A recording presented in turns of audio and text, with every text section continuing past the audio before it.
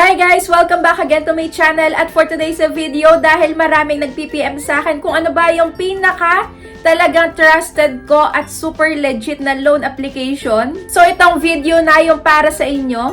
At sa dinami-dami ng mga loan application na naglipa na, hindi kayo sigurado kung legit ba?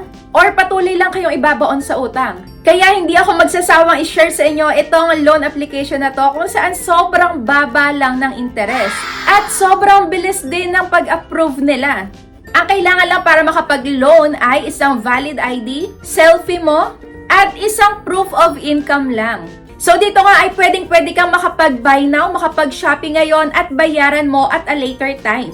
So ibig sabihin kahit wala kang hawak na pera ngayon in cash, on hand, ay mabibili mo na kung ano yung gusto mong bilhin sa kanilang over 10,000 merchants. So itong loan application nga na to ay ang BillEase. So talagang subukan na at maire-recommend ko lalo na sa mga baguhan pa lang gustong mag-loan online. So panoorin nyo yung buong video na to hanggang dulo para malaman nyo yung step-by-step process at kung paano din bayaran. So take note nga pala, ito ay ang number 1 na buy now and pay later app dito sa Pilipinas. At fully licensed siya ng BSP at SEC. At trusted din sila ng mga big brands. So magdadalawang isip ka pa ba? I-try mo na. So ayan, ang unang nakalagay sa kanila ay lowest interest at only 3.49% monthly. Dito, kailangan mo lang ng email at mobile number. So, syempre, i-check lang natin itong box sa ibaba. Katunayan na nag-agree tayo sa kanilang privacy policy at terms and conditions. So, sign up na. So, iintayin mo lang na may mag-send dito na verification code sa my email at gagawa ka na ngayon ng password mo. So, ayan, uulitin mo lang sa ibaba, tapos save password. And next naman, kailangan mong maglagay ng 4-digit PIN. So, pwede mo rin gamitin ang Face ID. At ayun na, nakapag-create na tayo ng account sa My BillEase. Dito nakalagay ay activate your BillEase account by providing registration details, government-issued ID, saka clear and visible selfie. So, kung makikita nyo dito sa may ibaba, ito yung mga ino-offer nila. So, ayan, pwede kang mag-buy now and pay later sa may Lazada, sa shops, pwedeng mag-cash loan, mobile load, e-wallet, pwede ka diyang mag-top up, magbayad ng cable at ng bills. So, sisimulan na natin, activate account, at meron ditong 5 steps. At ito na nga yung una natin kailangan sagutan. Tell us about yourself. Yan, pumili ka lang kung ikaw ay babae or lalaki. Lagay mo lang yung first name mo, middle, last name, birthday mo, marital status, at nationality. At dito naman sa may ibaba is, i-click lang natin itong box sa ibaba at mag-next na tayo. Ang kasunod naman ay about sa address mo. So, ayan, current residential address. Lagay mo lang yung house number, unit number, at street name. So, ito-type mo lang yan.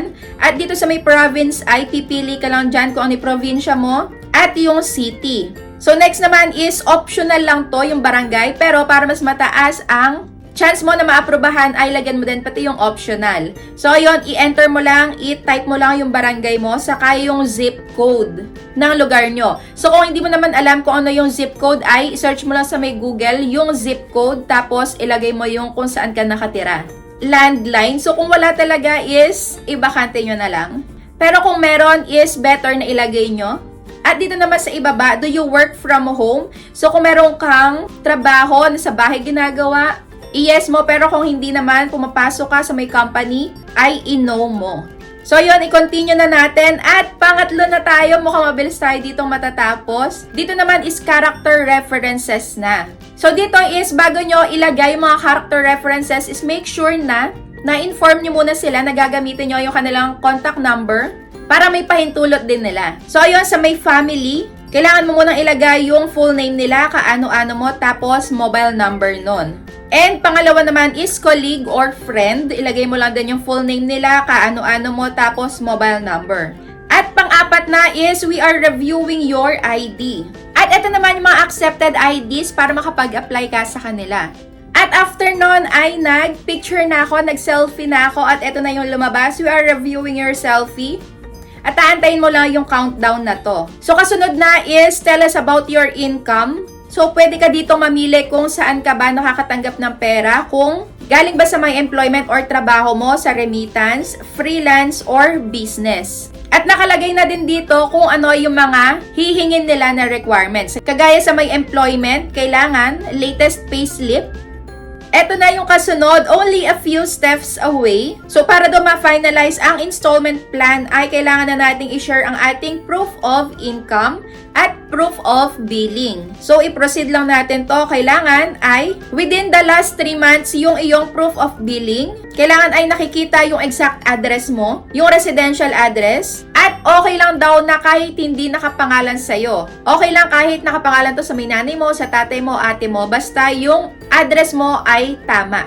And last, should be actual bill. So, not summary statement or official receipt. And next ay proof of income. Kailangan daw ay not older than 1 month at fully visible. Kailangan malinaw yung pagkaka-picture.